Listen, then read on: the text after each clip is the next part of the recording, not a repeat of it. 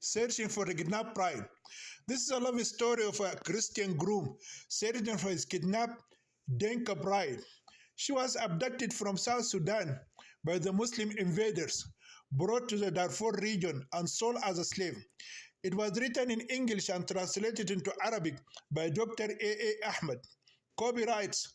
All rights are reserved. No part of this book may be reproduced, stored, retrieval system, or transmitted by any means or in any form without the prior written permission of the author, except by a reviewer who may quote brief passages in a review for a print in a newspaper, general magazine, school journal, or a university article.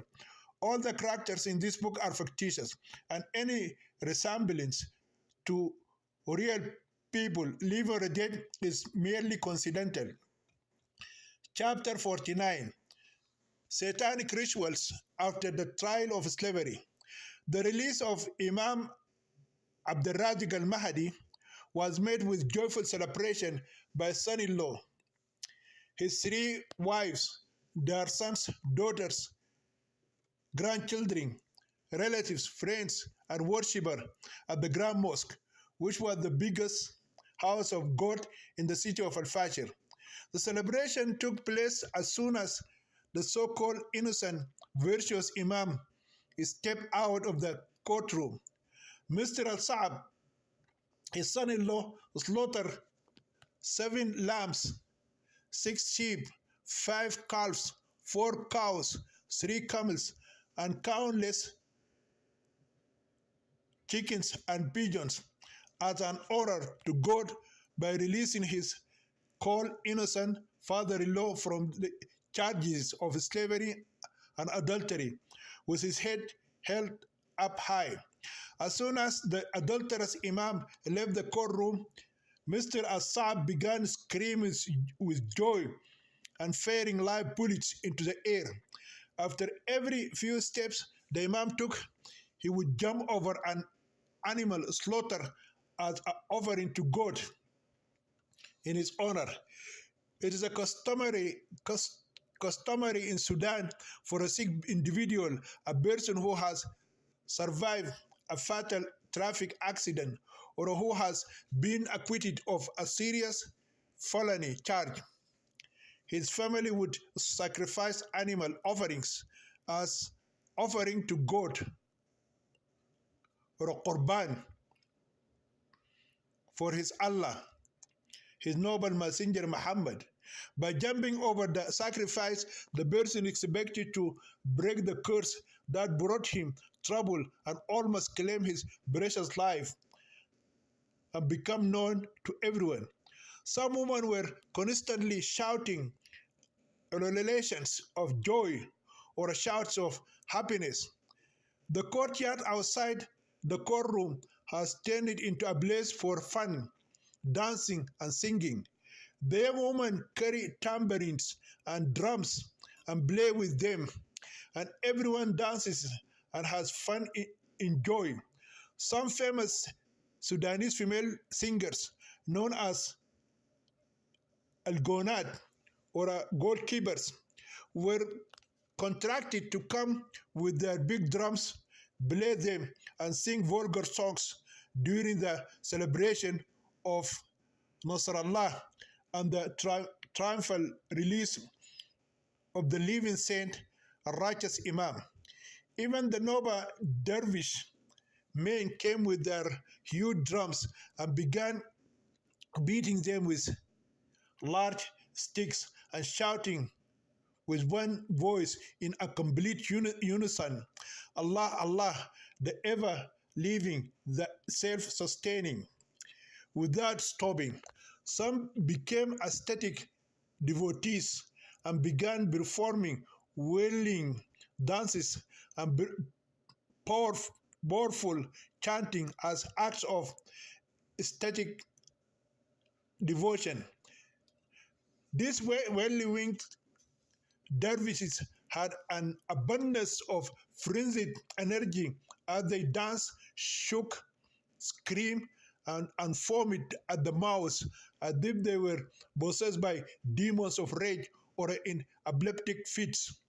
Some Sufi groups came with huge drums and began dancing and shouting in unison, Allahu Akbar, God is great, God is ever living, the eternal, who will take neither a nap nor sleep. There are many weird religious behavior that occur within the vast land in the front of the criminal court in Al-Fashir city. Mr. Saab called on every worshipper, friend or a foe, to come to the Grand Mosque to enjoy a free meal. It happened to be an official holiday, meaning Holy Friday, and it was the day on which the blessed Imam was acquitted of the charges of slavery and adultery. He is expected to deliver a passionate sermon in his largest mosque during the communal public Friday prayer. In addition, regular worshippers and non-worshippers were promised free, delicious food after noon prayers.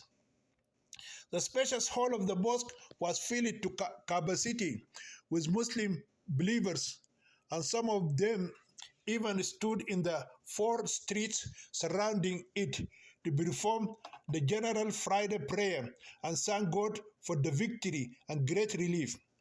Some of the participants in the collective prayer had never gone to mosque before, and some of them had never prayed or fasted in their lives and did not know how to perform ablution before that historical day.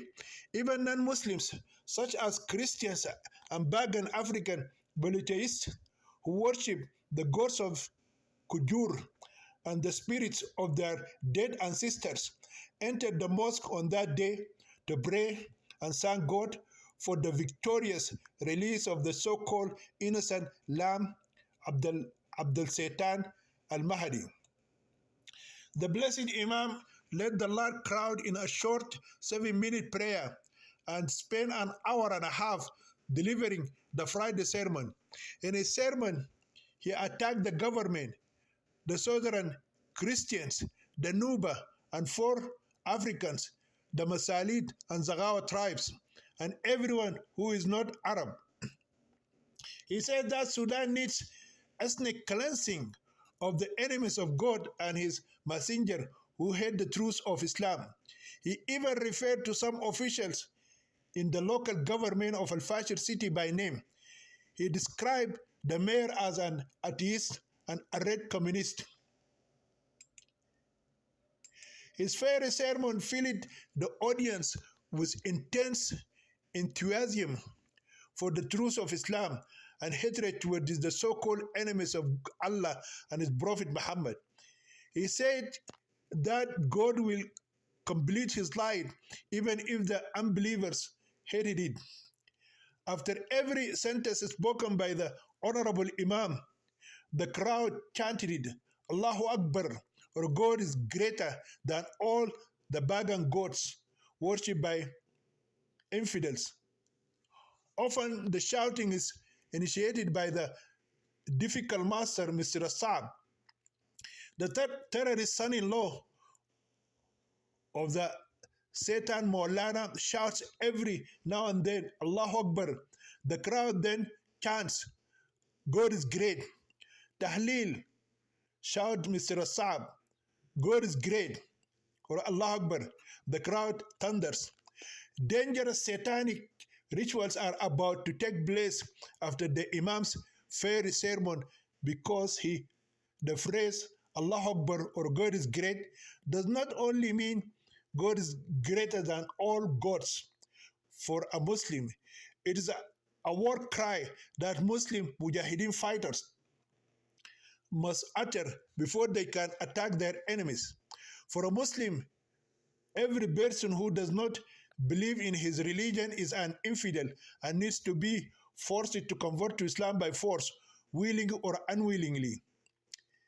If the infidel refuses to accept Islam, he must be slaughtered like a sheep, and his money, livestock, women, and children must be taken as spoils of war for the Muslim Mujahideen. This teaching was mentioned in the Holy Quran in Surah Al-Tawbah, number 9, verse 5 and verse 29, known as Surah Bara. It is the last surah revealed in the Quran, and it contains the notorious verse of the sword that allows Muslims to spread Islam by force and kill anyone who refuses to accept their religion.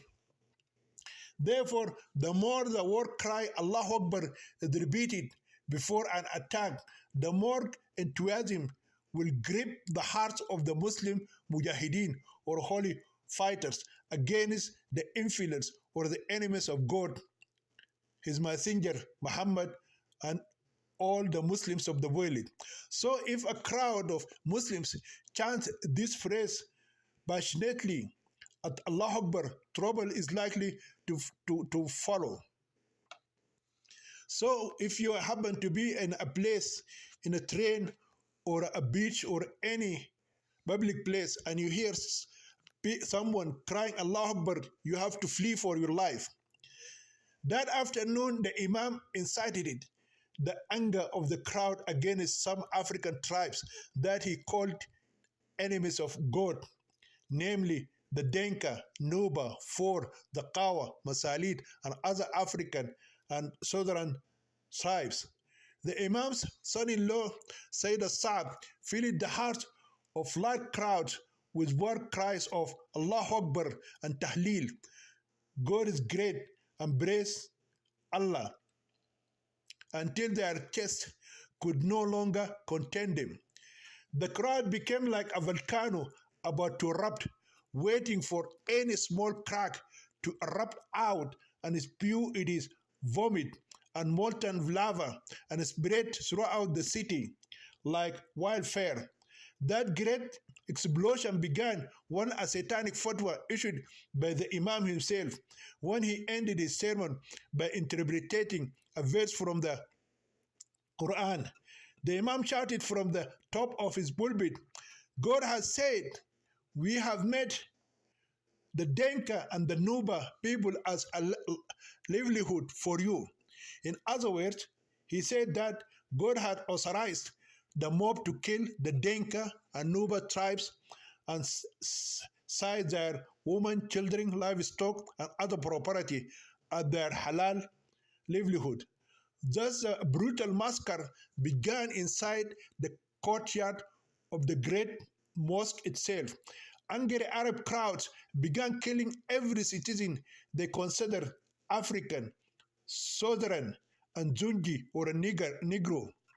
Therefore, the collective prayer followed by the sermon is the beginning of the satanic rituals. The black-skinned African victims ran for their lives in chaos. Many of them were trapped inside the mosque and slaughtered like sacrificial animals along with their little children. By the time the police officers and military soldiers arrived, the massacre had spread to many African homes in the city. The houses of Southerners, Nubas, and Fore tribes were stormed and looted by the so-called Black Arabs in the Darfur region, which are the Meseriya, Rezegat, and Bagara tribes. The wives, mothers, sisters, and daughters of Africans were gang raped, and their men and children were brutally murdered.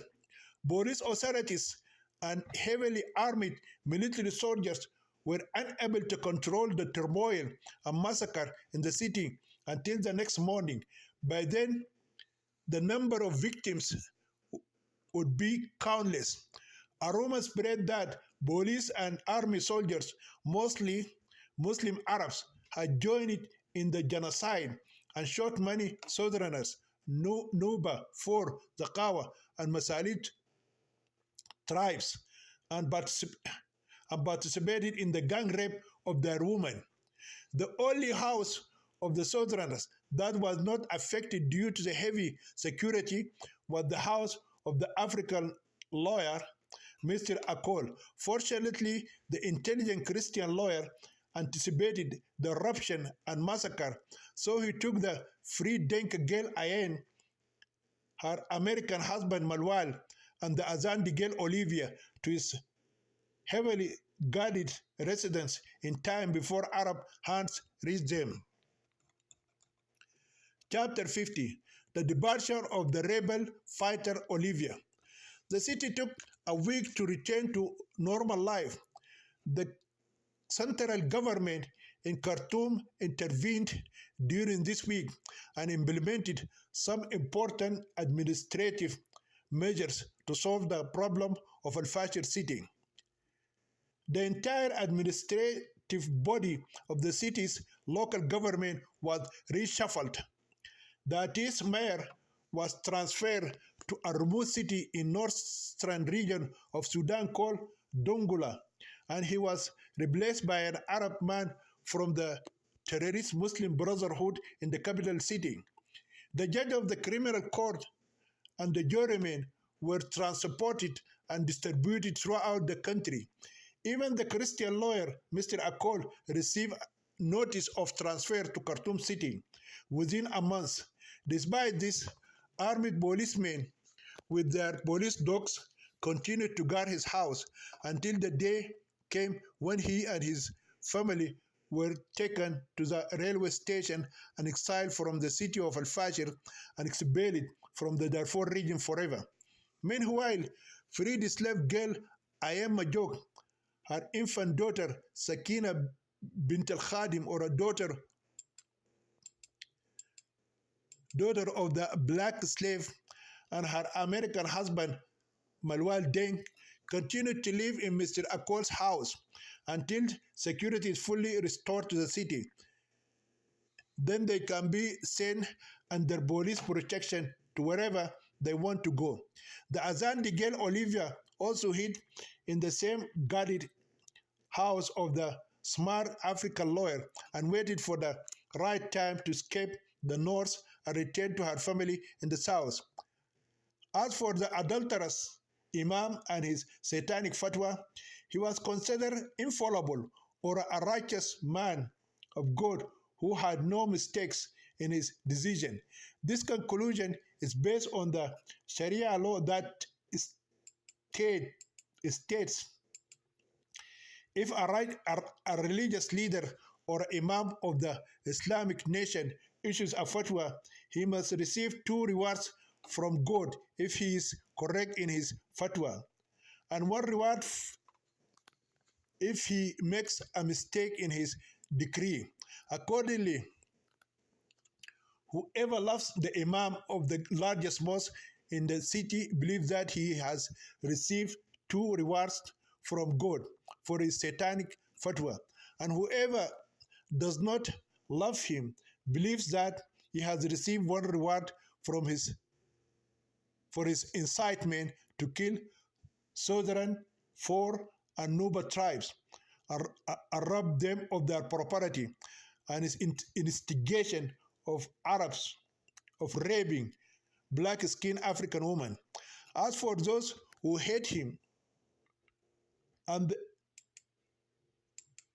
there are many of them, his entire life is a fulfillment of the prophecy of the coming Antichrist.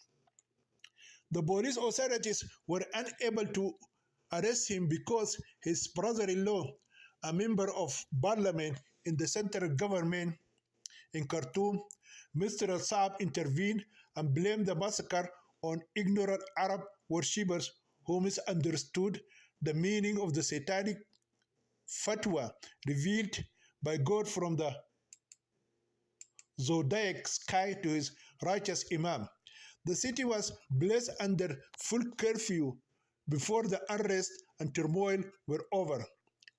At least the American groom Malwal was able to rescue his kidnapped Denka bride Ayen from the hands of those who enslaved and abused her, despite the bloody fighting. Even the Christian lawyer, Mr. Akol, considered this is a real victory despite his loss of the case. It is seen as a true blessing from heaven that nothing had happened to the 3 southern friends Ayen, Malwal, and Olivia during Black Friday. The three friends planned to escape the city as soon as they got the green light from the police authority to leave. The American husband was able to obtain a plane ticket for his Denka wife, which was supposed to take her to the United States more than a year ago.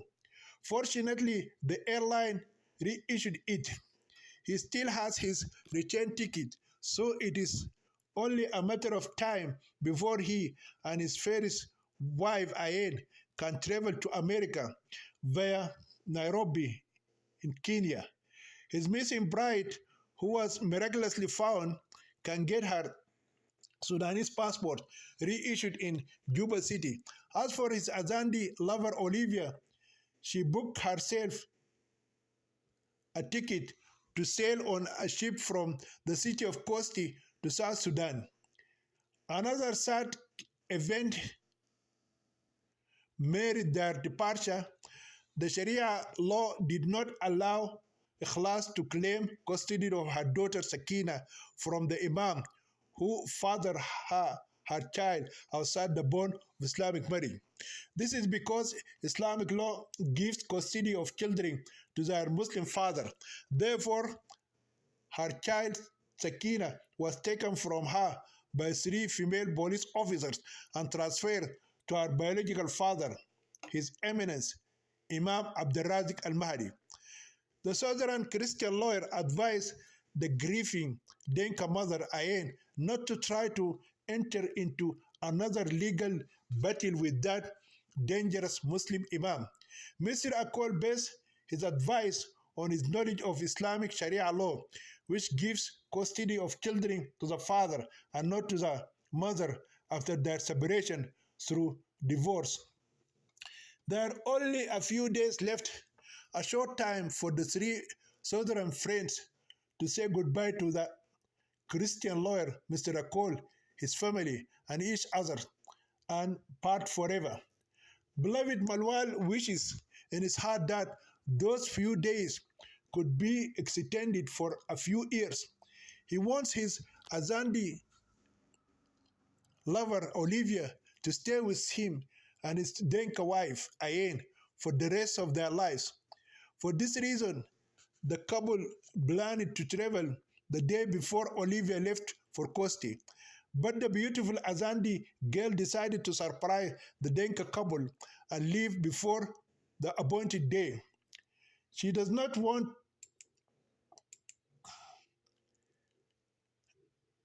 Malwa's wife, Ayen, to feel that her husband is still attached to her as his second wife, or that he loves her more than his first wife. 3 days before their scheduled trip, Malwal got up from sleep, went as usual to Olivia's room and knocked on her door. He knows she is an early riser, but he is surprised when she doesn't respond to his knocks. He longed to see her and talk to her that morning. He understood that their days with each other could be counted on the fingers of one hand. If he could, he would have convinced his wife Ayen to let his beloved Olivia share their bed at night. When there was no answer, Malwal dragged his feet and crept away from her room. He turned it and looked again at her door, hoping she would come and open it for him.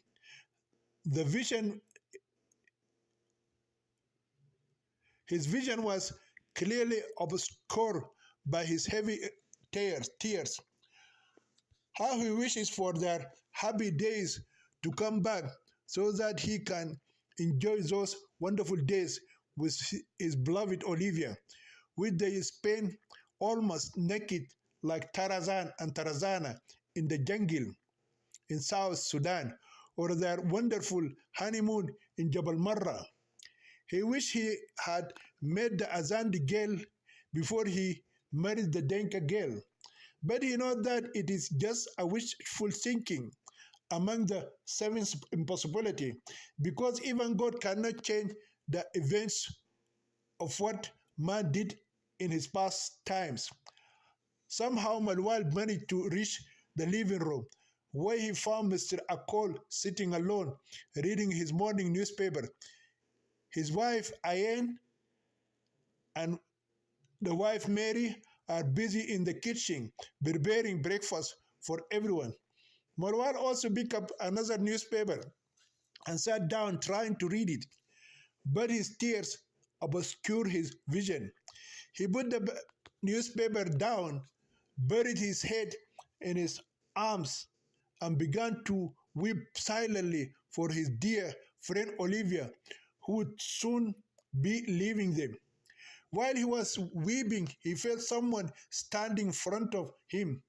His nose could smell the good perfume that Olivia always loved to put on her sexy body.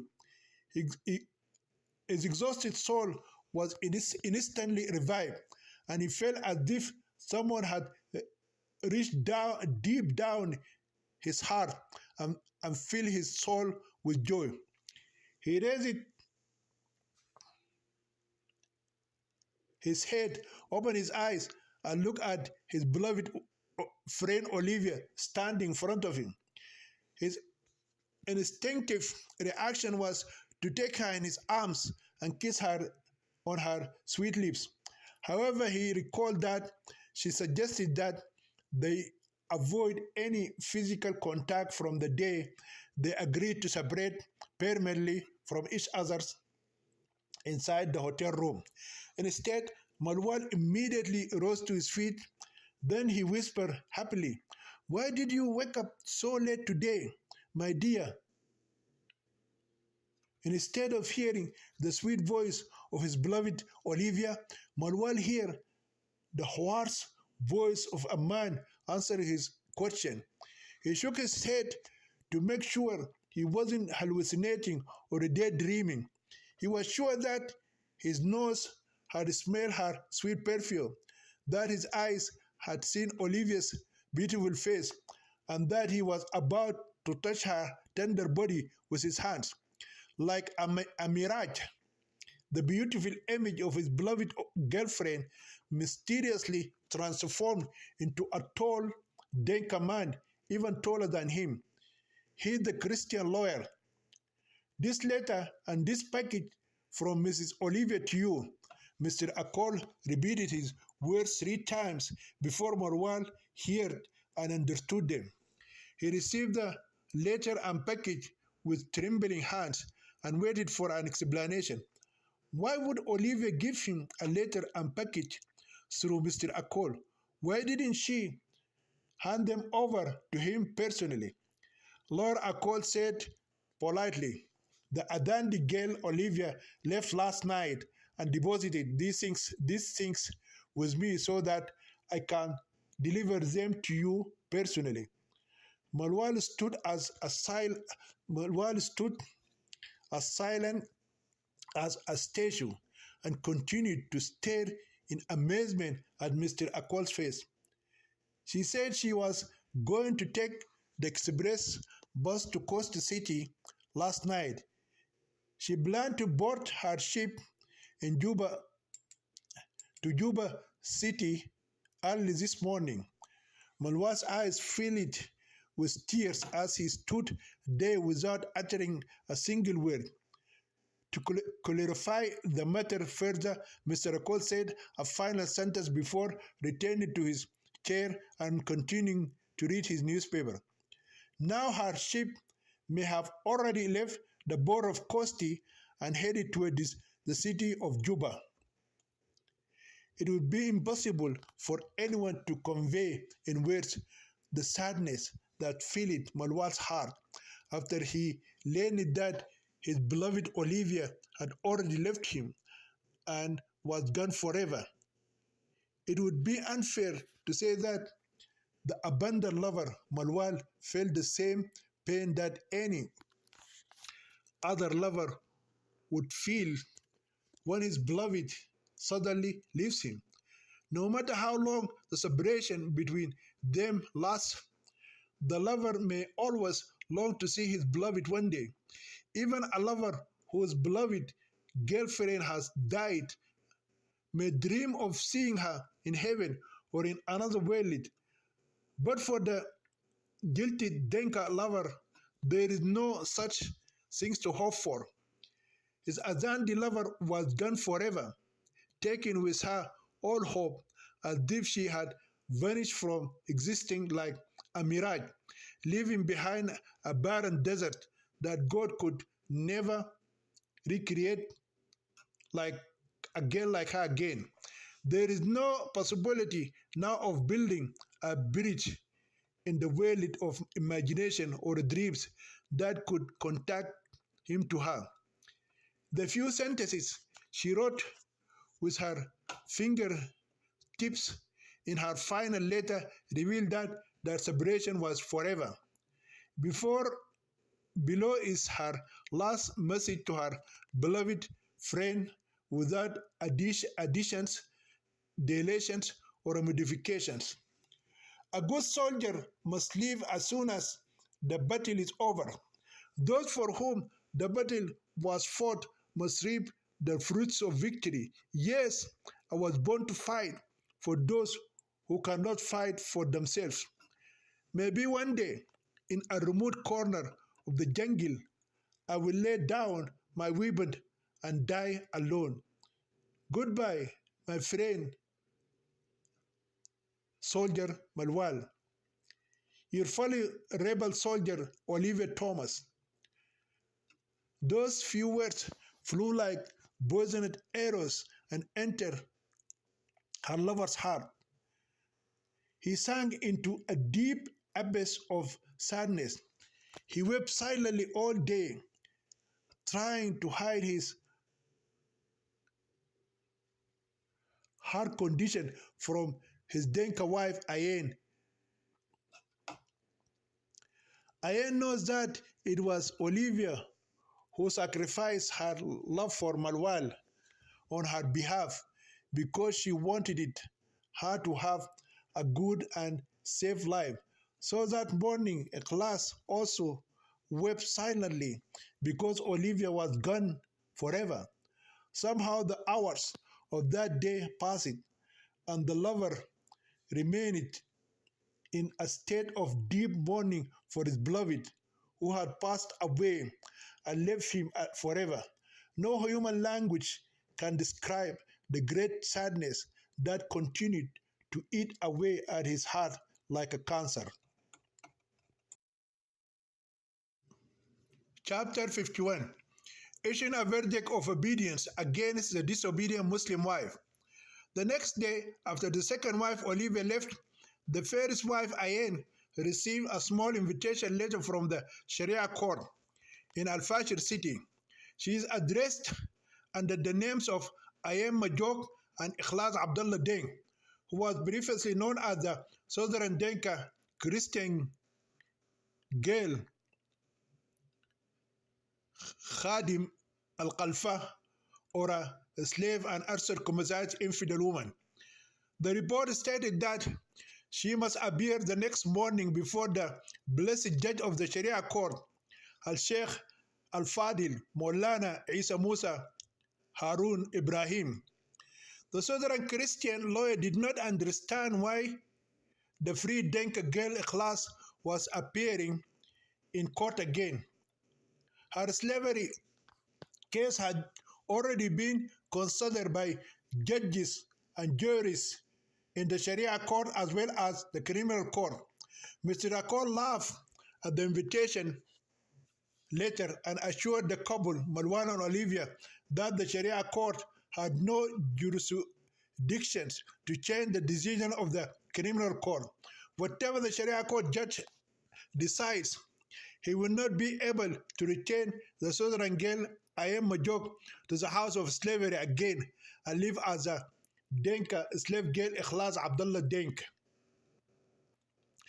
She has been liberated from that slavery forever, and no force on earth can deprive her or strip her of her freedom, no matter the cost.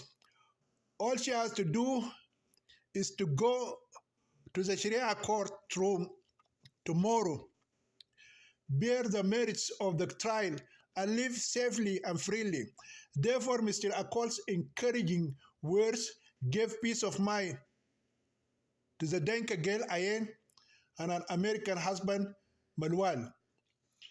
Before her departure, Olivia had divided the spoils that she had recovered from the Hambati bandit with Mihera bin Abud after killing him, leaving the first half to Malwan and taking the other half with her. She put a large sum of money and gold in a box and gave them to Mr. Akol to pass on to her ex-husband along with her final farewell message. Malwan was surprised when he opened the large bucket and found money and gold. The huge sum of money she left after her departure confirmed her intense love for him and increased his longing for her.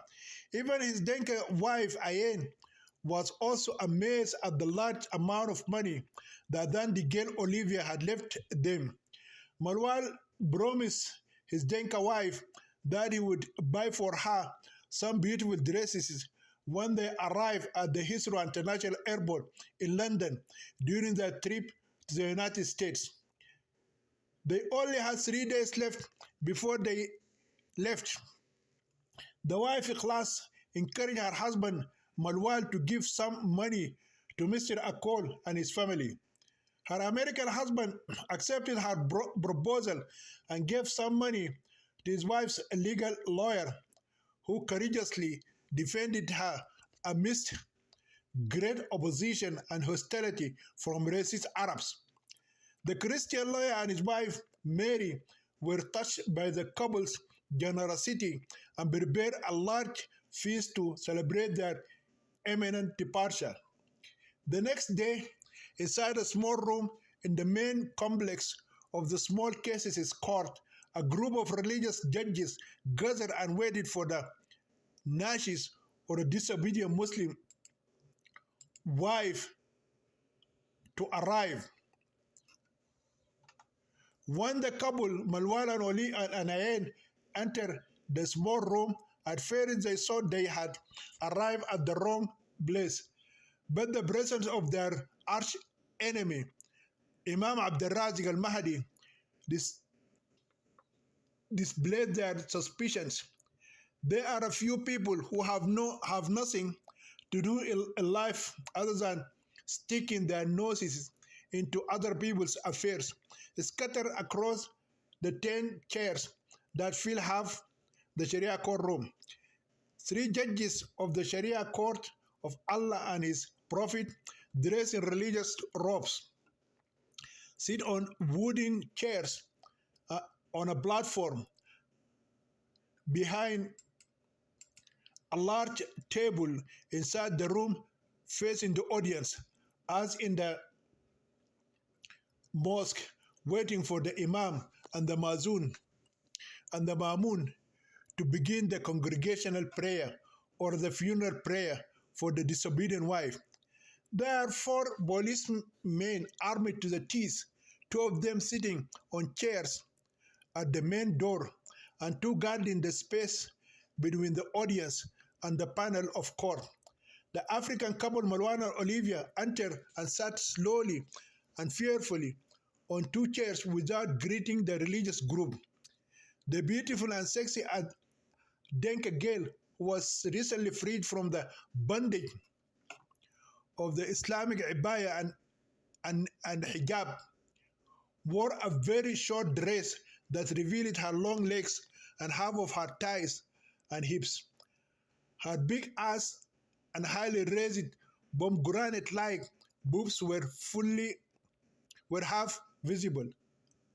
The short dress was given to her by the Christian woman Mary, Mr. Akol's wife, so it is smaller than her height and narrower than her large body. Thus it became like an outfit, call it a hugging dress, that a girl wears to show off her sexy body and inner charms. She is sexy, attractive, and hot in that tight and short dress.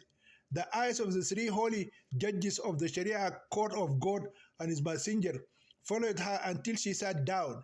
Even as she sat, their eyes were still focused on her exposed thighs, like hungry wolves looking at a stray lamb. Anne did all she could to discourage their unseemly glances, but when nothing seemed to help her to protect herself from their curiosity, she took out her handkerchief, placed it on her thighs, and put both hands in her lap. However, the eyes of the three judges continued to devour her half-naked body. She felt their eyes like X-rays, penetrating all her layers of flesh and clothing.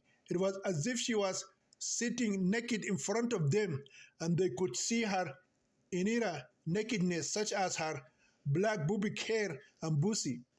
In fact, those men of God follow the commandment of the Prophet Muhammad, who said, a first look at the woman is for you, and the second look is against you.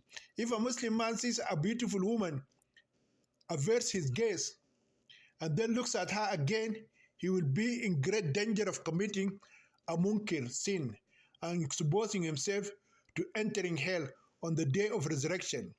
But an intelligent man like these three religious judges can manipulate this religious restriction without committing an evil haram act. To avoid punishment in the grave through the two angels of death, Munkir and Nikir, and be beaten by the ball-headed snake, the three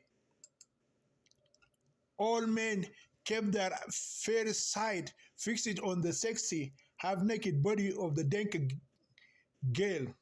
They looked at her sexy legs, her thighs, her bare shoulders, her beautiful face, and her curly afro hair. Their tears may flow, their eyes may dry, and they may fly, blocking their eyes from their hollows and making their faces stiff. But none of them changed their gaze or blinked for a moment until the angry Imam Abdurrazik was forced to protest against their obscene, inappropriate, and immoral behavior. Out of jealousy, not righteousness, the adulterous Imam woke the three judges from their lustful coma by citing a well-known condemnation prayer based on a verse from the Holy Quran. Oh, our Lord, do not hold us accountable for what the evil guys among us did. Surah Al-A'raf 7, verse 155. This powerful verse changes the judge's attitudes toward the sexy Denka girl at once. Suddenly, Ayan transformed from the beautiful and sexy virgin of heaven into the horror Babel, the wife of Satan. Moments ago, she was a virgin nymph of heaven, or a mermaid swimming in the river of wine in paradise. But suddenly she became a Jinniya, bride of the Nile River, who is the consort of a Jinni. The nymph in the Quran is a beautiful virgin created by God for the sexual pleasure of a man in the Garden of Eden.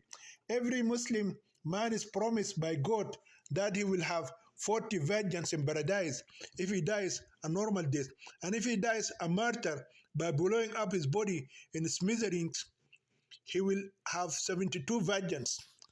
A nymph girl is beautiful, loving, loyal, and always a virgin. She does not urinate, defecate,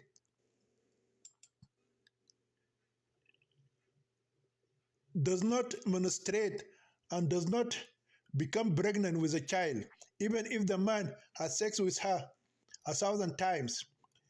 When a Muslim man enters into a sexual relationship with a mermaid girl or the nymph girl, she is no longer a virgin as soon as the intercourse ends, but she will automatically retain virgin again and again and forever.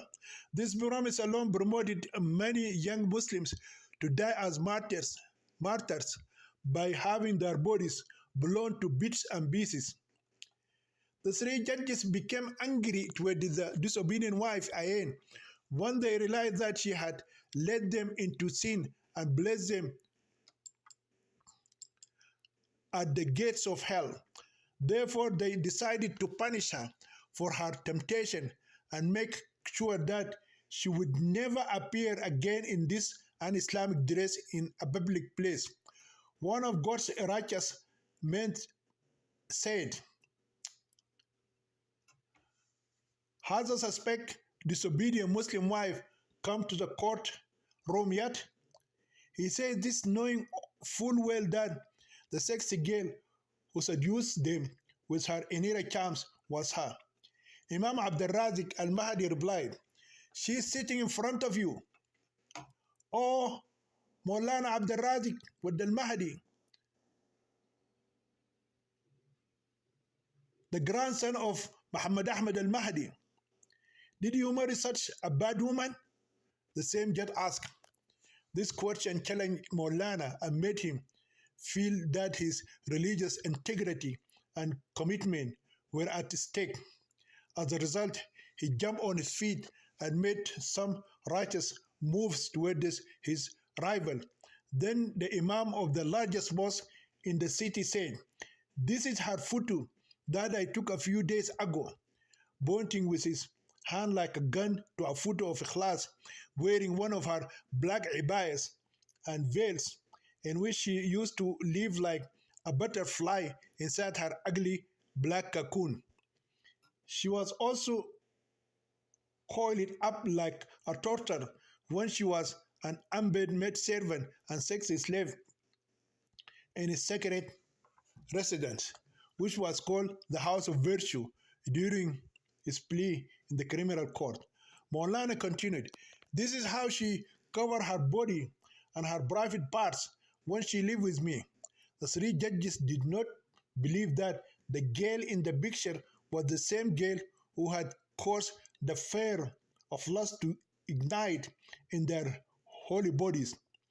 To make a comparison and get a better look, the blessed man of God ordered the beautiful, sexy, half-naked wife to stand before them. When Ayan came forward and stood in front of them, their eyes bulged out again. It took them a long time to compare the black demon in the picture to Miss Walid or Miss Sudan standing in front of them, and in this way, they satisfied their insatiable sexual lust that only the fires of hell could satisfy. "Have you become a Christian woman?" asked one of them. I replied, "I have been a Christian girl since childhood." Another just asked, "Why did you throw away your Islamic ibaya and hijab and wear a bad dress? This is a Christian dress worn by infidel Khawajat women in Western countries." "I told you, sir, I've been a Christian girl my whole life." Imam Abdul Razik was the one who forced me to convert to Islam and wear Muslim women's clothing. I am framed her answer as a challenge rather than a response. "Did you know that the Sharia court will flog you 53 lashes for wearing clothes like this? I'm not a Muslim girl, so you cannot force me to dress like a Muslim wife," Ayan shouted angrily. "It doesn't matter what religion you follow. As long as you live in a Muslim country, you must dress like a Muslim woman." The speaker of these words was pulling his long beard, and his eyes were red like burning coal.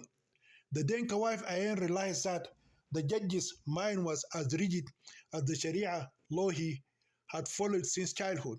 Therefore, she decided not to get into unnecessary arguments that might force him to issue a flogging sentence against her. She heard that many southern Christian girls in the city of Khartoum were beaten with whips on their buttocks and bare backs for wearing trousers and shirts. Maulana Abdulrazik's patience has run out once again. He cited another hadith of the Prophet for the three judges. Whoever among you sees a munkir or a sinful act, let him change it with his hand. If he is unable, then with his tongue. And if he is unable, then with his heart. And this is the weakest type of faith. Thus said the Prophet Muhammad, may God bless him and grant him peace. This time the three judges of the Sharia court of God and his Prophet knew that the Imam was publicly accusing them of having weak faith. To refute his words, one of them shouted at Ayn, reprimanding her, I swear to God Almighty, if you are my daughter, I would cut you into pieces because of wearing these scandalous, dirty clothes. Maulana Abdulrazik replied, saying, you know that she is not your daughter, and you also know that she is my wife and my hurma. Shouldn't you fulfill God's judgment on her and leave the rest to me? The Imam's words left the judges with no choice but to end the gathering and issue a ruling of obedience to disobedient wife of Imam Abdulrazik. Therefore, the main judge opened his mouth as big as he could and shouted, I issue a verdict of obedience against the disobedient Muslim wife, Ikhlas Abdullah Deng, wife of Imam Maulana Abdulrazik al-Mahdi. The police must immediately take her to the house of obedience in the home of her legitimate Muslim husband. Chapter 52. The disobedient Muslim wife in the house of obedience. The house of obedience is the place where a disobedient Muslim wife or a rebellious woman is detained, where the police must, by order of the Sharia court, take her by force to live with her legal husband against her will. She is usually tied up and imprisoned inside a dark room until her husband is sure that she will not rebel against him again. During her discipline, she will be beaten, raped, starved until she is subdued. In the Holy Quran, it is permissible for a husband to beat his rebellious wife. See Surah An-Nisa 4, verse 34. It is also in the hadith of the Prophet Muhammad said, a man should not be asked why he beats his family. The American husband Manuel was expected his Azandi wife Olivia to leave, but he did not expect that the police would take his Denka wife Ayen from him soon as well, and that he would not be able to do anything to prevent them from taking her in front of his eyes. Immediately after the judge issued the obedience ruling on Imam Abdulrazik's disobedient wife, Ikhlas Abdullah Deng, the police ordered her to follow them. The southern girl Ayan refused to obey their orders and tried to prevent them from taking her away. She struggled and screamed at the top of her lungs, but to no avail. Even Malwal tried to prevent the police men from performing their duty. In response, he was severely beaten, kicked, slapped, and threatened with being thrown behind bars if he continued to obstruct justice. The police then dragged the class out of the courtroom against her wishes. As she struggled, her short dress was wrapped above her waist. Her little red swimsuit-like lingerie, and her thighs and hips were completely exposed to the spectators. In this inappropriate exposure, she was forcibly dragged into a police vehicle. Inside the police car, she was handcuffed and forced to lie on the floor of the vehicle. Her so-called Muslim husband, Imam Abdul al-Mahdi, refused to accompany the police car and his rebellious wife. He thought it would be a shame for him to be taken to his holy abode in a police car like a criminal. While the police vehicle was leaving the courtyard of the building of the Sharia court, the so-called Muslim wife, who denounced her husband's authority, continued to scream and struggle for freedom and dignity as a human being.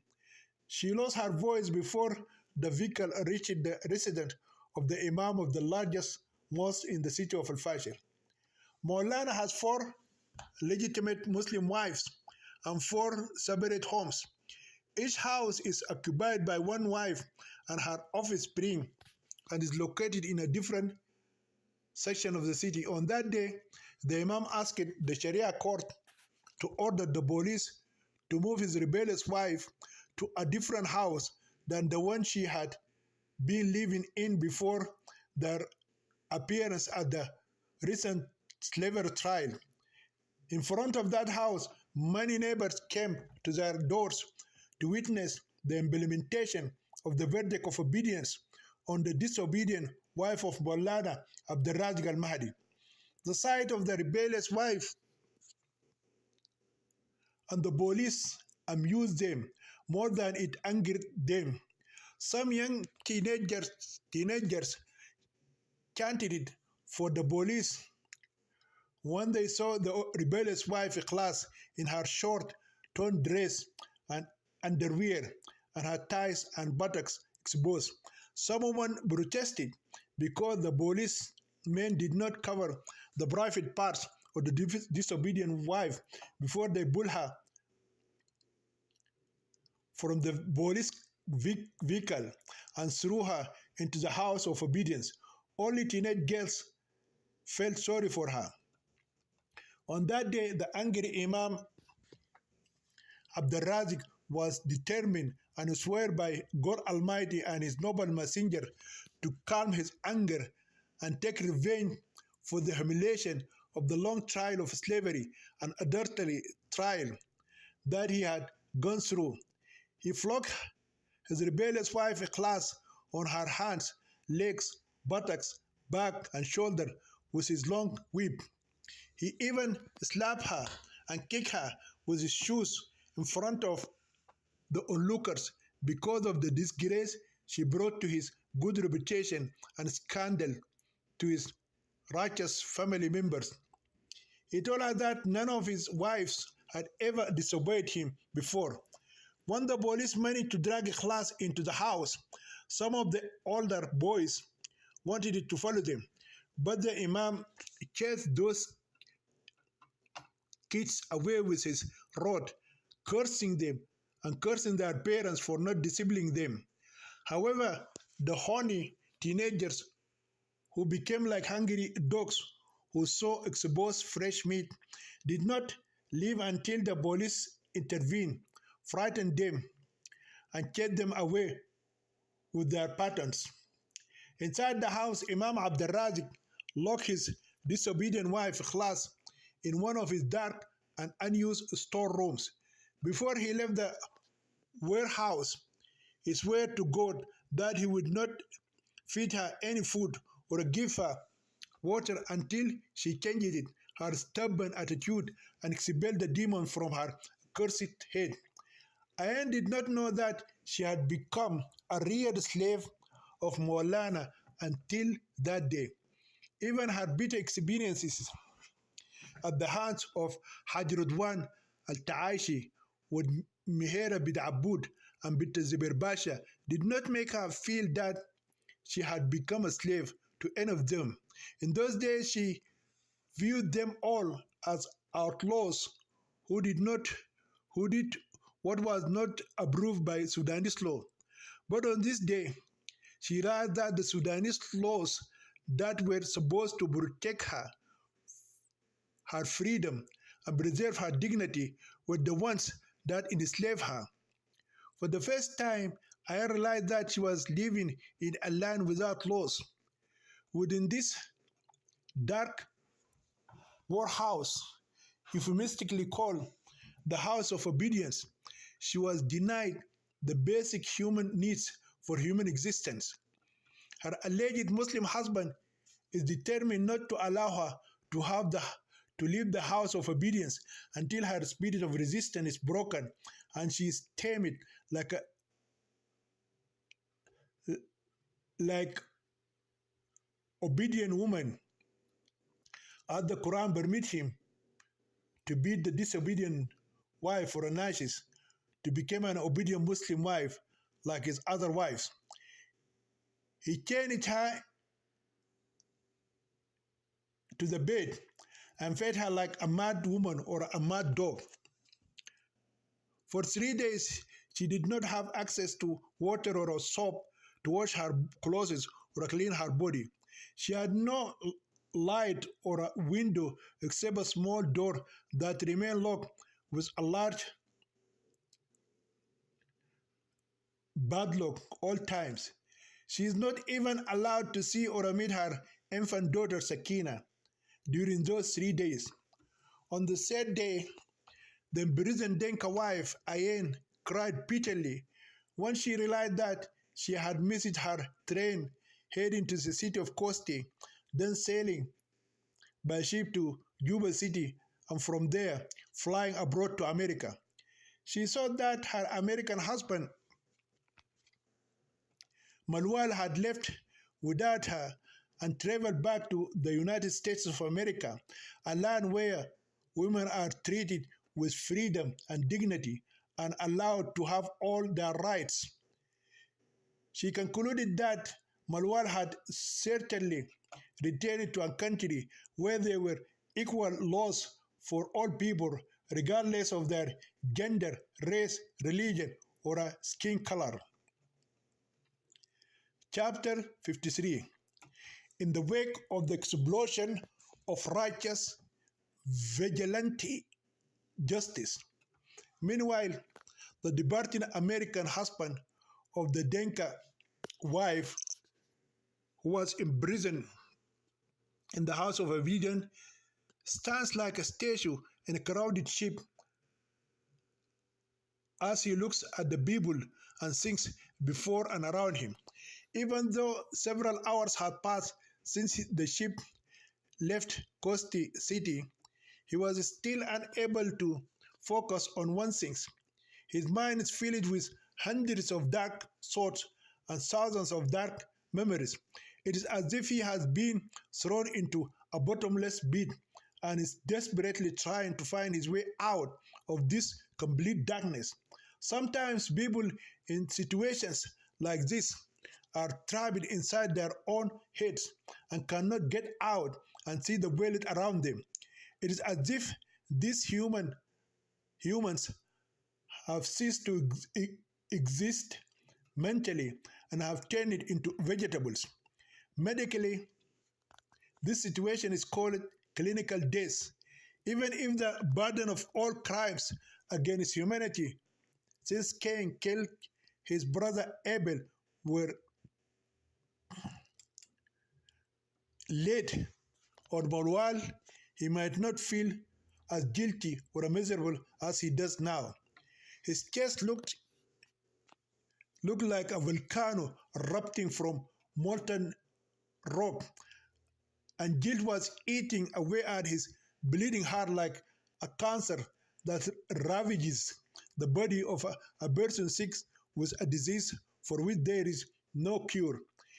He felt he had committed the most heinous crime anyone could think of committing. He felt that his crime surpassed the crime of the Nazi tyrant Hitler and the murderer Sultan Ali Dinar. He is like the hero killing the heroine at the end of a bloody struggle instead of saving her from the villain. Malwal remained in this miserable state until the ship reached the Ferris port. In the port of Malakal, the second capital in the south, his soul was able to emerge from the dark world of Muslim Arab Janjaweed that had engulfed him for several days. His mind began to work again, and he became aware of himself. Since he left Al-Fashir city, Malwal has eaten almost no food or drank any water.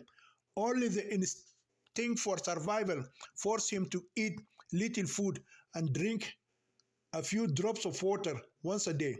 In the city of Malakal, his vision strengthened, and his mind began to remember those last dark and terrifying hours he spent in the western region of Sudan. He remembered how the injustice of the Sharia court forced him to transform from a law-abiding person into a law-breaking citizen. He knew and understood that the lawmakers of the country sided it with the murderers and enslavers of his southern Christian people. Even their so-called divine Islamic Sharia laws give them the right to invade, attack, plunder, kill, rape, and enslave those they consider to be Christians, infidels, and immoral people like Jewish, Christians, Hindus, Buddhists, atheists, and the like. On that last fateful day in Al-Fashir city, the American husband Manuel remembered a wise word that his rebel fellow soldier Olivia had shared with him one day in the jungle. When the law fails to protect people, people must protect themselves through vigilante justice, she told him. Those are the words of the brave rebel fighter who killed the first son, Hambati man of Mihira bin Abud.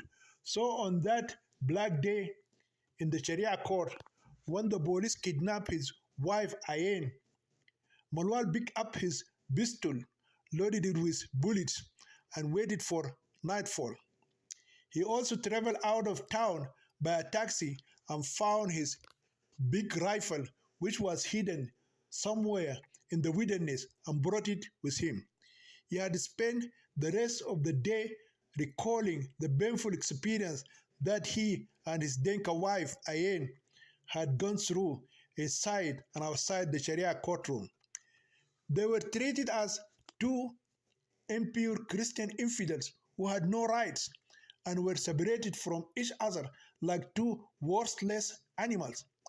They were beaten, kicked, spit on, and insulted by the police, and were subjected to ridicule and insults by hypocritical religious judges. They have become a source of amusement and laughter for passers-by. He could still see Ayan's eyes filled with tears and her face filled with fear and anticipation for what would happen to her. After several days, her screams and pleas continued to echo in his ears and torture his heart. Please, my husband Malwal, save me, and do not let me again fall helpless prey to rape and slavery in the house of obedience to the evil Imam. But he stood helpless, unable to save his Denka wife from the armed policemen and their voracious police dogs. When he was unable to prevent the police from dragging his Denka wife into their vehicle, the American husband Malwan ran to the home of the Southern Christian lawyer and begged him to rescue his beloved wife Ayen from the hands of her rapist, her abuser, and her former master. Unfortunately, Mr. Akol said, as a recognized Sudanese lawyer, he can do nothing against the law. The Southern lawyer said that the Sharia court is part of the judicial system in Sudan. Mr. Akkor knows very well that there is no judicial authority or force in the government throughout Islamic countries that can overturn the decision of the Sharia court. Even the president of the Republic of Sudan cannot appeal or revoke the decision of the Sharia court judge. The laws of the religious courts are considered divine rulings revealed by God to his final prophet Muhammad.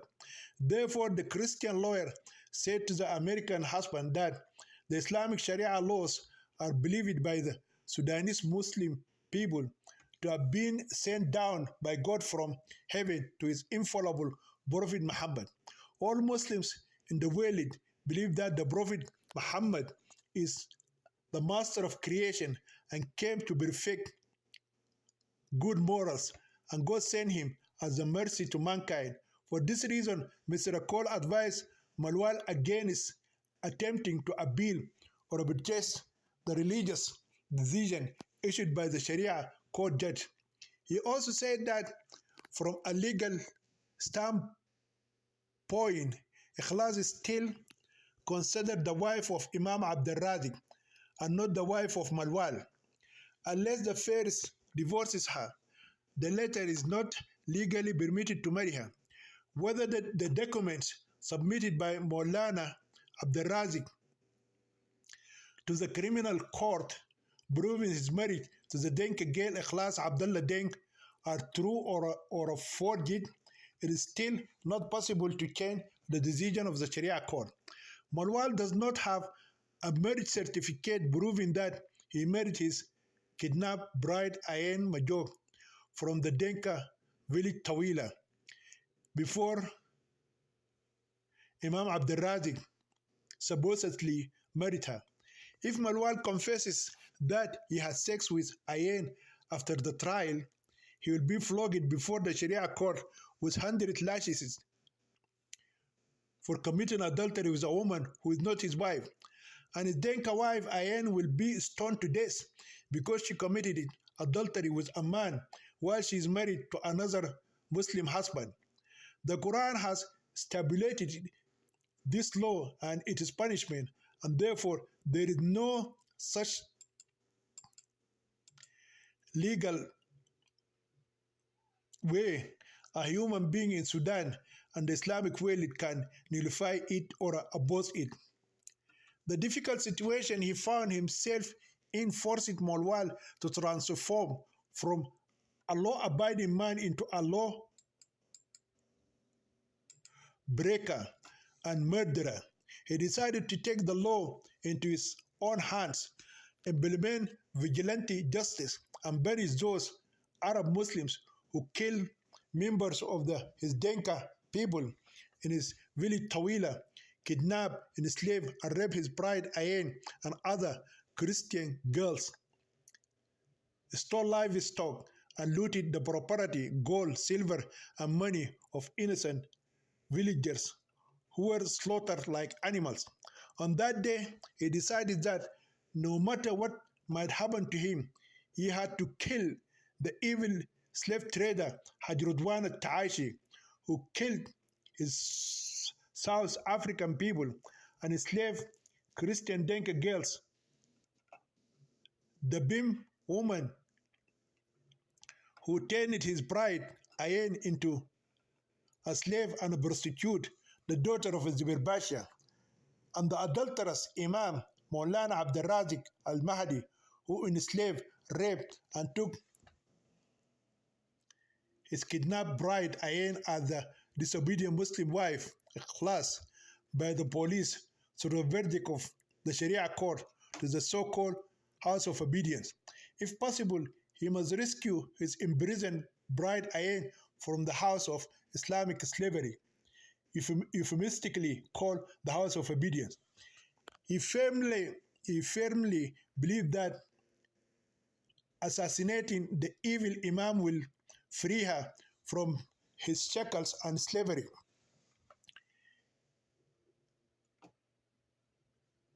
To successfully carry out his revenge, Malwal traveled out of the city by taxi and found his large rifle, which he had hidden in the wilderness. On the day he arrived in the city of Al-Fashir and found the lame old Denka man who took him to the hotel called Laconda of Africa. After that, the American husband returned to the city and rented a motorbike for 24 hours. He did not inform the Southern lawyer, Mr. Accord, of his plan for revenge. He lied to him and said that he had accepted his wife's advice and decided to leave by train the next day and travel to Coast City. From there, he will board the ship and sail to the city of Juba, and then he must find his way back to his new homeland, the United States of America. He also said that he would try to find his Azandi wife Olivia in the city of Juba and persuade her to migrate with him to the New World. On that fateful day, Malwal found the phone book and discovered the addresses of his three arch enemies.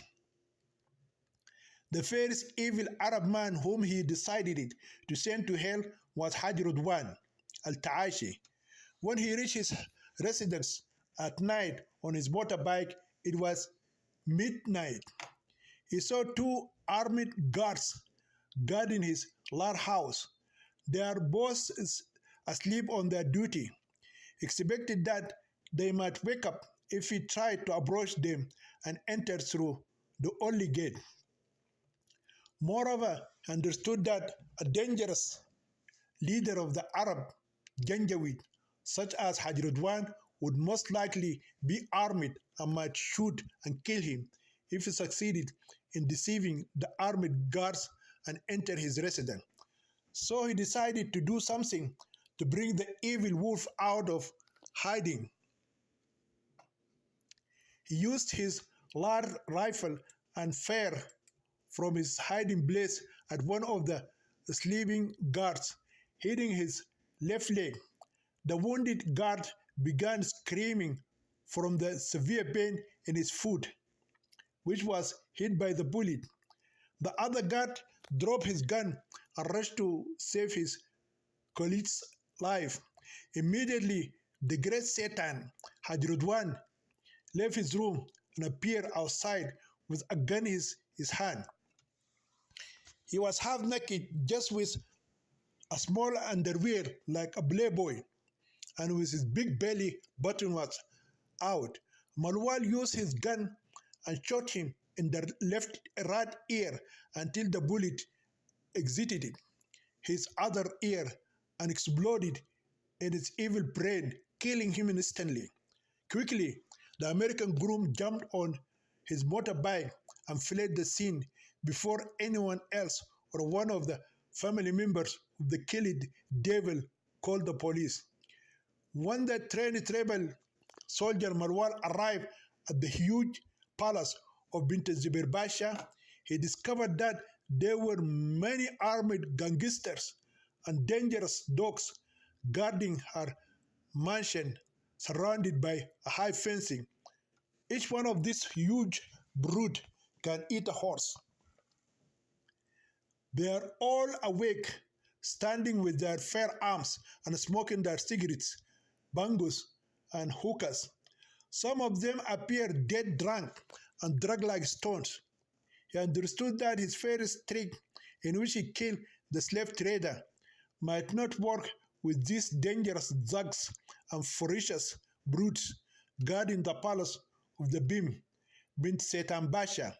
Therefore, he decided to make another plan to cause these armed guards and ferocious dogs to make way and move from the gate so that he could enter securely inside the palace of the mother Al-Qula, or ogre. On the ground near Malwal saw a donkey sleeping. It is tied with a rope to a post on the fence of the large house opposite to the palace of Bint Zubair Basha. Malwal crawled on his knees until he was near the donkey. He then spread some kerosene on the wooden fence and set it on fire. The donkey woke up and started jumping and making a lot of noise while trying to escape from the fire. Members of the Bint Zubair Basha gang saw the fire and all rushed with their dogs to try to put out the flame, save the donkey, and inform the house owners about the fire. When the house wooden fencing caught fire and the guards and dogs rushed away from the gate, Malwal got the chance to enter the evil woman's palace. He found her sleeping and snoring with a sound like howling of a wolf while she was completely naked in one of her rooms. She looks awful like an ogre without a clothes on her fat body.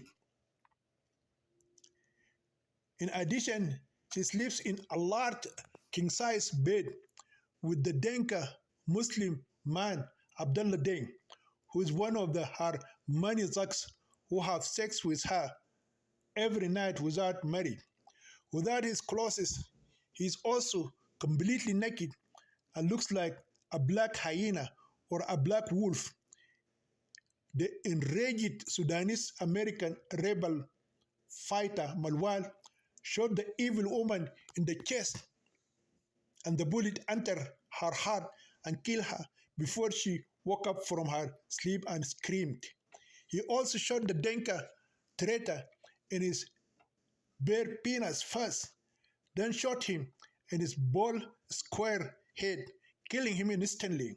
Immediately, the brave Denka rebel fighter ran out of the den of thieves and murderers and slavers, returned to his motorbike, and fled before the armed gangsters, ferocious dogs, fire trucks, truck engines, hospital ambulance, and a fleet of police cars arrived at the scene of the fair and assassination of the fucking evil woman Bint Zubair Basha and her fucker Abdullah Deng. Chapter 54. The failed attempt to rescue the Denka pride from the House of Obedience. The third and final stop for the Denka groom, the brave rebel soldier Malwal, to complete the implementation of vigilante justice against the enemies of his Christian people, was in the largest mosque in the city of Al-Fashir. He was determined to kill the evil Imam Abdul Razik al-Mahdi. He knows it is the place of worship where many sojourners, Nubas, and poor people were slaughtered like animals on that Black Friday when the preacher Maulana delivered his genocide sermon. His inflammatory words led to the satanic ritual of the brutal mass slaughter of many innocent Africans and the rape of hundreds of African women and underage girls. When he arrived at the Grand Mosque, the well-trained Christian rebel soldier hid in a dark, isolated corner of the street. It was 4:30 a.m. when the Imam of the mosque, Abdul Razik al-Mahdi, came to stand before his God Allah and lead Muslims in their first prayer of the day. Malwal decided not to allow him to perform his prayer that morning. He does not want his hands stained with the blood of innocents to pollute the sky with hypocritical prayer. Elsewhere in the world, a righteous Jewish man or a holy Christian woman must knock first on heaven's door on that fateful morning. The soul of the unjust Imam is doomed on that day to go to the bottomless depths in hell and then to its final abode in the lake of fire and brimstone, which God has prepared for Satan, the Antichrist, the false prophet Muhammad, and their followers, devils and humans. The slave trader Hajradwan, the Bim lady bint Zibir Basha, and the adulterous Imam Maulana Abdul Razik al-Mahdi also constitute another unholy trinity. The brave rebel soldier Malwal fared once and did not miss his target. The bullet hit between the Imam's eyebrows, where the black prayer sign was formed. The shot erased that mark of the Antichrist 666 and covered the hole with blood. The evil Imam fell at the door of the mosque like a camel that was hit on the head with an axe before being slaughtered, foaming at his vile mouth. At the moment when the rapist and enslaver, Imam of the kidnapped Denke pride Ayan fell, the memory of our American groom Malwal flashed back through the events that followed his wife being transported in a police vehicle while she was chained and guarded by armed police officers. He recalled how the Imam scolded him and threatened to kill him if he dared to approach his legitimate Muslim Denka wife, Ikhlas Abdullah Denk, again. Before the worshippers could leave the Grand Mosque to rescue their fallen spiritual leader, slaughtered like a camel on the threshold of the mosque, Malwa left his hiding place and disappeared into the dark night. He is like a black shadow that disappeared when the new morning light shone in the place. No one claimed to have seen the Imam's killer that day.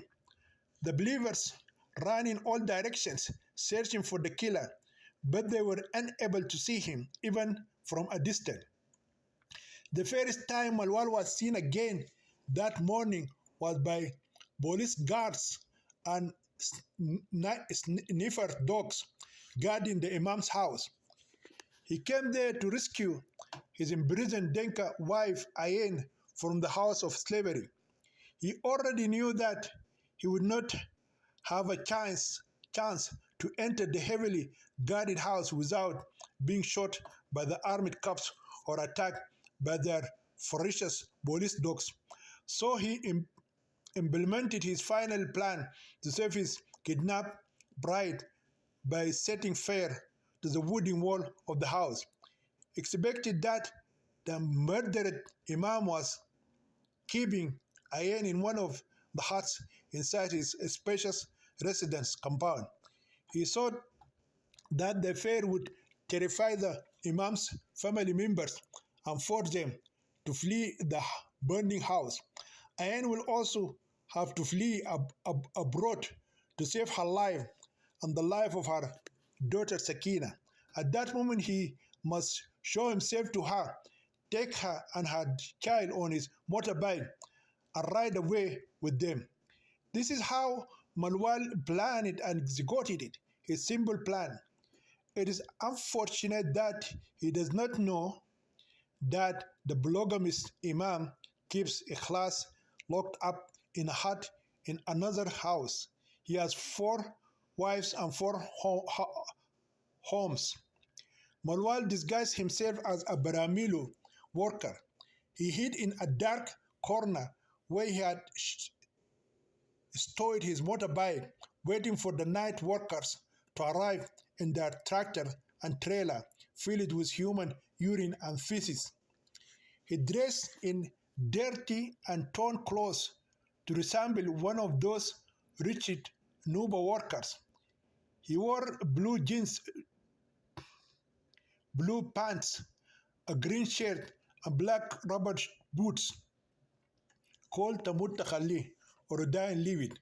On his head, he wore a hat made of tefi, which no one else in Sudan wears except the Baramilu men. The only difference between him and the Baramilu workers in that disgusting job is his height and thin body, and their short stature and muscular bodies. The body of any Baramilu man is full of muscles, Moses up to his cheeks.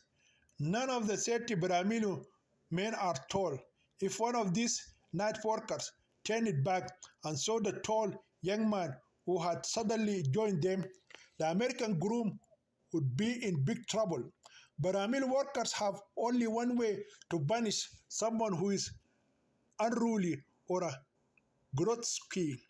They catch him and punish him immediately by dropping an entire barrel of urine and feces on his head. The offender may escape this kind of harsh punishment, but must spend the rest of his miserable life in isolation cell in a mental hospital or a insane asylum. Malwal was lucky enough that morning to escape detection by Baramilu workers, police guards, and their ferocious dogs. He ran behind the night train until he reached the woman's toilet in the Imam's house. Then he took a small bottle of kerosene out of his bucket and quickly sprayed it over a large section of the wooden wall. His hand reached back into his pocket and pulled out the matchbox. It was like a bomb that suddenly hit the woman's toilet in the house and set it on fire. When other Brahmin workers and police guards noticed the fire, by then Malwal had reached a building away from the scene where he hid his motorbike. His simple plan worked well, except that his Denka pride, kidnapped and locked in the house of obedience, as he sought, was not among the residents of the burning house who fled into terror to the street for safety. He stood and watched it until all the huts and walls were burned to the ground. The streets were crowded with neighbors, and the firefighters arrived too late. Then the groom Malwal fell to his knees and began to cry bitterly, believing that he had burned alive his bride Ayen, who was imprisoned in the house of obedience. He cried and became even more sad when he saw that baby Sakina, Ayen's daughter, had also died along with her mother in the fire. His conscience was disturbed when he concluded that his wife, imprisoned in the house of obedience, could not escape the fire because she was still chained in one of the huts. This matter had never occurred to him before he devised a simple plan to rescue her from the yoke of her slavery. This is the reason for his terrible feeling of guilt that has been eating away at his chest since he left the city of Al-Fashir and fled to the city of Kosti until the ship stopped in the city of Malakal 5 days later. He believed he had killed his bride's abuser, killing her and her daughter along with him as well. So his plan to rescue his kidnapped Denka bride failed miserably. He felt like the failed hero who killed the traitor and his heroine at the end of a horror movie. When Balwal arrives at the port city of Malakal, he does not know the whereabouts of his girlfriend Olivia. The only information she told him about her life was that she was born and raised in Juba City. She went to school and got her nursing training there. Juba is the capital of South Sudan and is inhabited by people from every tribe and nation. Searching for someone in Juba is like searching for a needle in a huge stack of hay.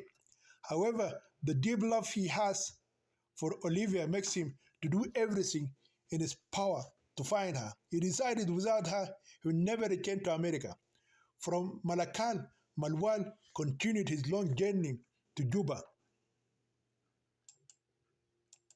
He had no idea how long it took him to travel from north to south until he finally reached the big city of Juba.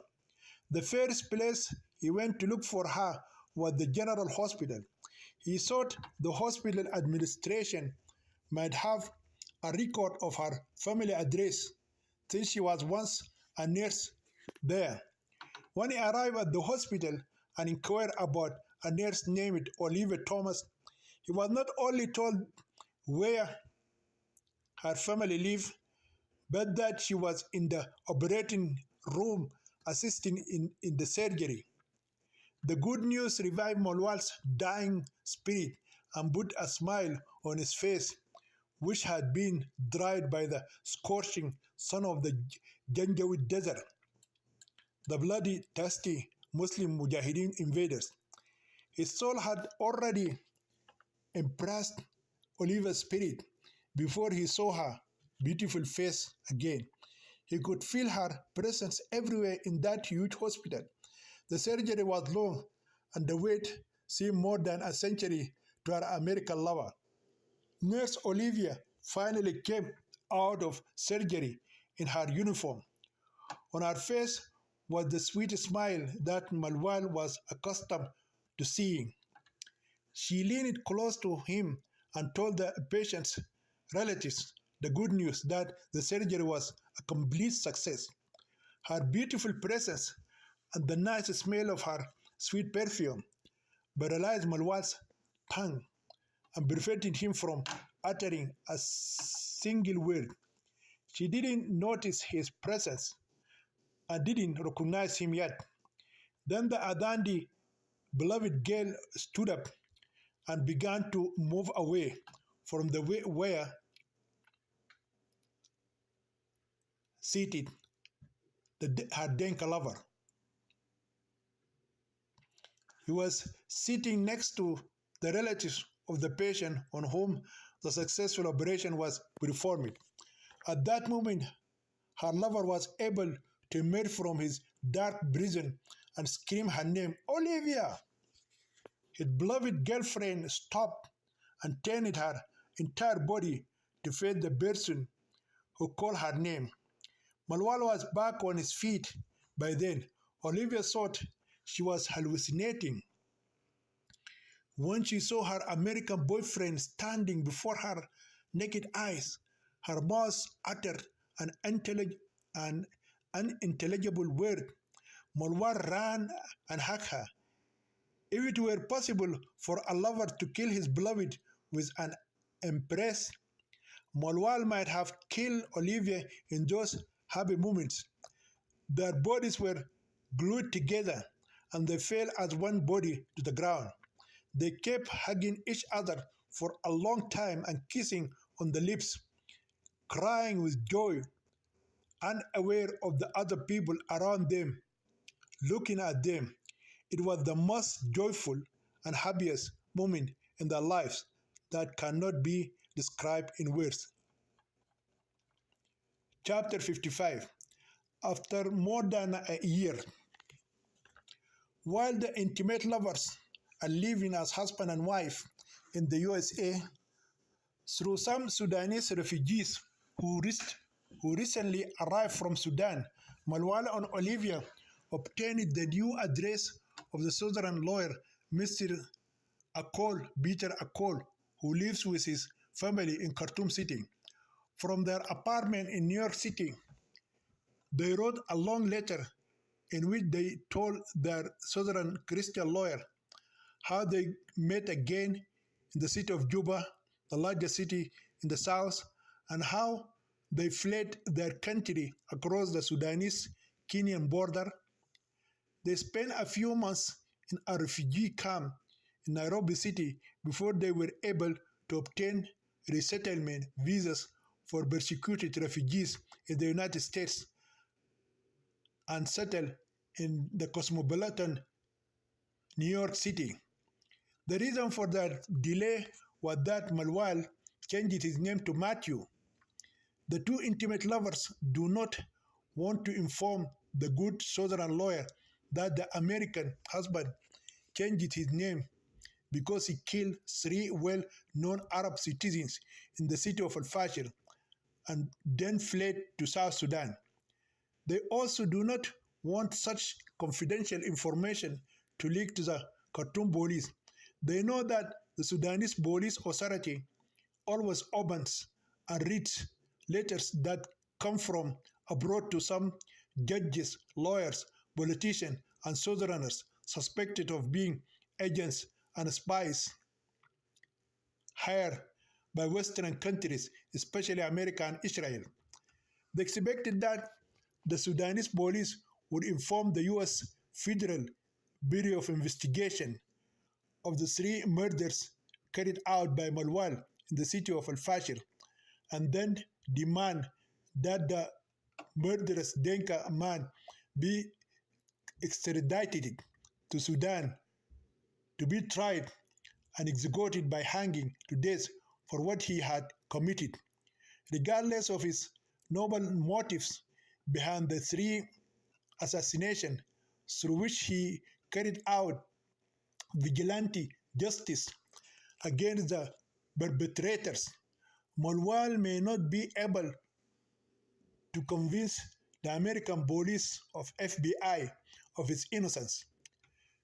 2 weeks later, Matthew and Olivia received a reply to their letter from Mr. Akol, surprising them with the good news that Ayen Majok and her daughter Sakina had not died in the fair. The Denka bride Ayen, known as enslaved Muslim wife Khalad Abdullah Deng, had gone through a long trial in which she was accused of conspiring with the killer of Imam Abdurrazik al-Mahdi, Haj Rudwan al-Taashi, and the daughter of Zubair Basha. The intelligent Southern lawyer, Mr. Akol, was able to acquit her of these serious charges. After that, she and her daughter traveled with him along with his wife Mary to Khartoum City and lived in his house for a while. With the help of an international agency, Ayem Majok and her daughter Sakina Abdurrazik al-Mahdi obtained refugee status in Sudan and were resettled in Australia. Mr. Akol included in his letter the new address of the resettled refugee Ayen. Immediately, the two lovers, Matthew and Olivia, wrote to the free Denka girl, Ayen, who currently lives in a beautiful Australian city called Sydney, and expressed their joy, thanking God for her freedom, safety, and safe escape from the land of slavery in which she suffered as an unpaid maidservant and sex slave.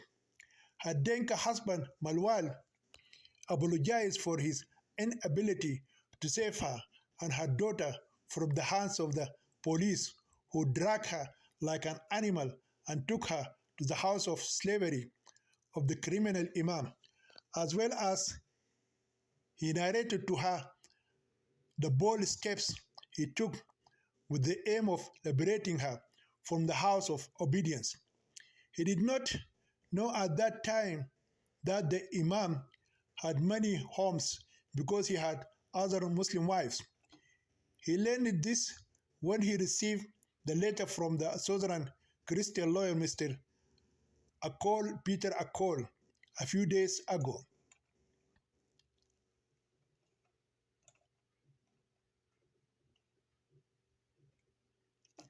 Olivia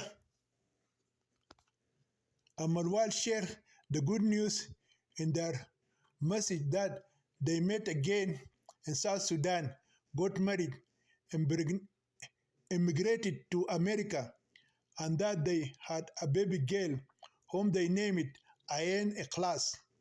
She was given two names because it is a custom among Christians that the church gives a newborn child two names, one baptizing her.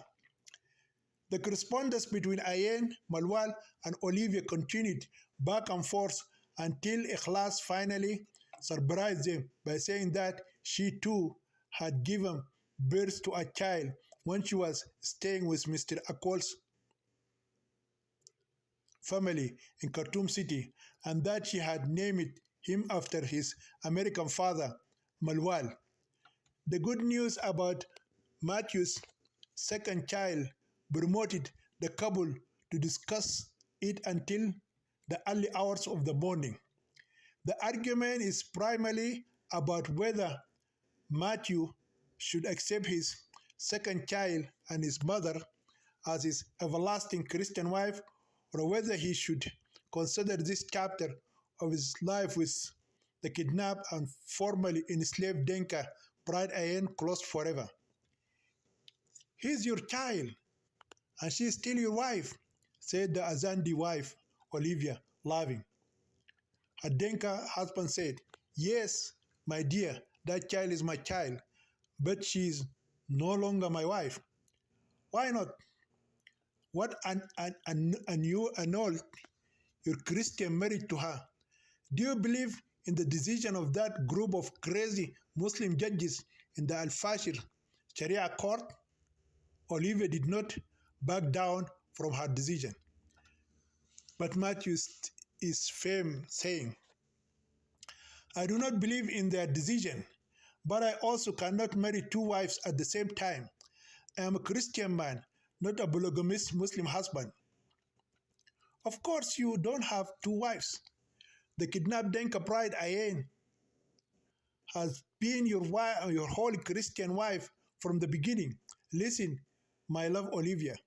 Matthew objected it vehemently. I don't want to repeat that bitter experience again. You do not know how much I suffer or how much I miss you when you suddenly left me at Mr. Akol's house. But you know, my dear Matthew, that Christian marriage is an eternal covenant. Only death can break this sacred marital union. It is clear that the Denka husband is now upset with his Azandi wife. I believe in love, Olivia, so marriage should be based on love.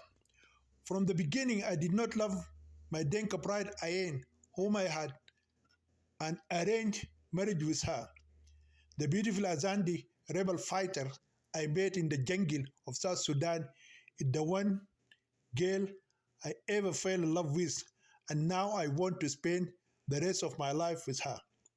The Azandi wife, Olivia's face is lit up with a shy smile. I've known you have fallen in love with me ever since we met in the forest. I also knew that you didn't love Ayen, but I was the one who forced you to take her as your wife. I did it because I believe in sacrifice. If I had taken you from her while she was alone and helpless in life in Sudan, I would have been a selfish girl. But today, she lives in a better country than the land of slavery, rape, and humiliation, Sudan. She now lives with freedom and dignity for the human being. And most likely, she can now take care of herself and her two children, Sakina and Malwal. He follows the reason what his Azandi wife said, and her Denka husband must agree. Besides, Olivia continues, the Denka girl Ayen is still young and beautiful. She will definitely meet another guy who will love her and be with her always.